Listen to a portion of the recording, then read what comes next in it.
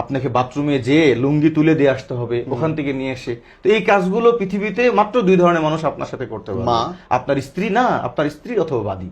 তো যেহেতু আমাদের দেশে হালাল বাদী নেই, অতএব অনলি ওয়ান স্ত্রী পারবে নাভির থেকে হাঁটু পর্যন্ত দেখতে। আমাদের সমাজের ব্যবস্থা কি, যে না বিয়ে দেওয়ার দরকার নাই, নার্স ডেকে নিয়ে আসে, নার্স কাজগুলো করে, শেষ বয়সেও হারাম কাজ করতে থাকে প্রতিনিয়ত। কোথাও কোথাও মেয়েরা এসে কাজ করে, তো মেয়েদের তো বাবার নাভির থেকে হাঁটু পর্যন্ত হাত দেওয়া অনুমতি নেই। কখনো কখনো বেটার বউরা কাজ করে।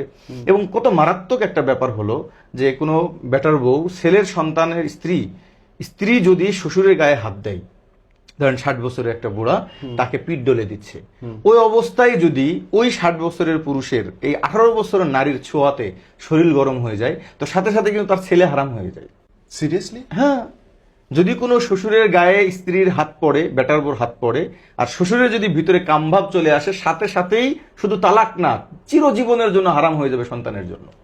এবার বলেন সমাজে কত পার্সেন্ট নারী, এটা কি ইসলামে সহিহ হাদিস? সহিহ হুরমতে মুসাহারা বলে এটাকে।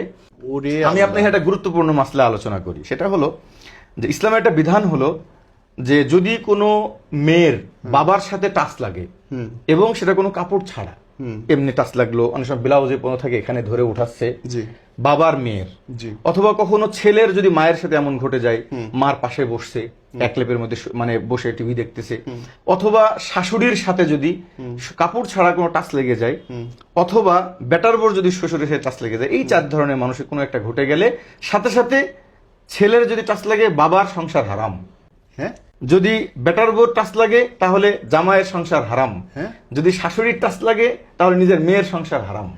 এবার বলেন যে এই যে একটা বিরুদ্ধ বাবাকে তার বেটার বউ তার মালিশ করে দিচ্ছে, টাচ লাগলেই হারাম? টাচ লেগে যদি ভিতরে কামভাব আসে, মানে টাচ লেগে ভিতরে কামভাব আসলে আসতেই পারে, মানুষের মন, মানুষের মধ্যে বাস্তবতা, যেখানে আপনার ফ্যামিলি চলতেছে, আল্লাহ মাফ করুক, বাট ইট ইজ ট্রু, এবং আসবেই। ধরেন কথা বলছে আল্লাহ রসুল, বাবা মেয়েদের যখন বড় হয়ে যায় তাদের থেকে বিছানা আলাদা করতে বলছে। কেন করতে বলছে? কারণ আপনি পুরুষ মানুষ, আমাদের সম্পর্ক যেটা আছে রক্তীয় সম্পর্ক, এটা তো আপন জায়গায়, কিন্তু শরীর যখন শরীরের কাছে যায়, সেটা যদি হয় আপনার যেটাই হোক না কেন, শরীরের কাছে গেলেই কিন্তু শরীর কথা বলবে। ধরেন কথা বলতেছি, একজন মা, তার স্বামী 10 বছর বিদেশে আছে, সে যখন তার একটা যুবক ছেলে এসএসসি পড়ে, তাকে নিয়ে এসে এক গাড়িতে যাচ্ছে, সে ছেলে মনে কিছু নাই। আমি এই কথাটা বললেন, আমি বলতে চাই নাই কোনোদিন।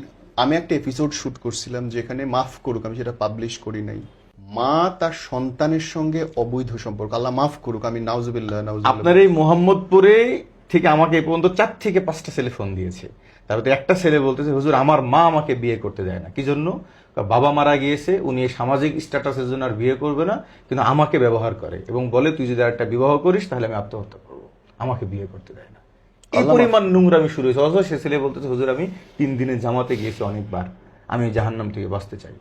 আল্লাহ মাফ করুক। তো এই যে সমস্যা, যে বৃদ্ধাদের, যদি আপনি কথা বলতেছি, বৃদ্ধ বুড়া বলেন 60 বছরের, আপনি অনেকের সাথে চলে দেখছেন, 60 বছরের শ্বশুর, বেটার বউ এখন তার খেদমত করতেছে, তো সাথে সাথেই যদি শ্বশুরের মনের ভিতরে এরকম কিছু ভাব চলে আসে, অথবা বেটার বউরই ভালো লাগতেছে, একটা যুবক মানুষ নতুন শরীর সিংড়ায় উঠছে, কামভাব আসছে, সাথে সাথে সন্তান ছেলের মানে সংসার ভেঙে যাবে, তালাক না, আর কোনোদিন বেটার বউকে আর আনতে পারবে না ছেলে।